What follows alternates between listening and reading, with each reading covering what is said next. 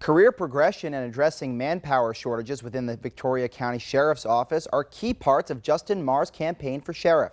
Marr began his career as a jailer in the detention division and has worked in law enforcement for 22 years. With the social unrest around the nation sparked by police brutality, Marr says he wants voters to know he would be a sheriff for all of Victoria County. Had overwhelming support from all different age groups, races, economic status. I will be a sheriff for all the people. As you know, the president has signed an executive order. He's called for more training on defensive tactics as well. And I support that. It's something we need to do. The 44-year-old Victoria native will face Dale Fowler in the runoff election in July. Marr won 45% of votes in the primary. Marr says during the pandemic, his campaign made adjustments with a virtual town hall and as restrictions ease plans for an in-person meet and greet later this month.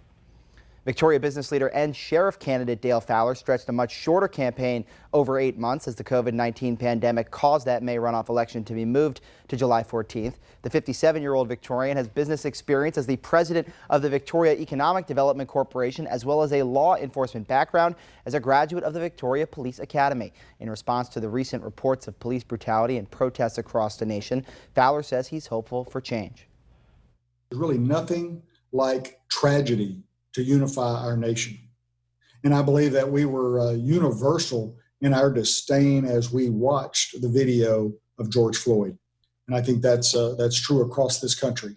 I do anticipate some level of reform will come from this incident and others. What I hope is that lawmakers and law enforcement will come together to make good policy reform.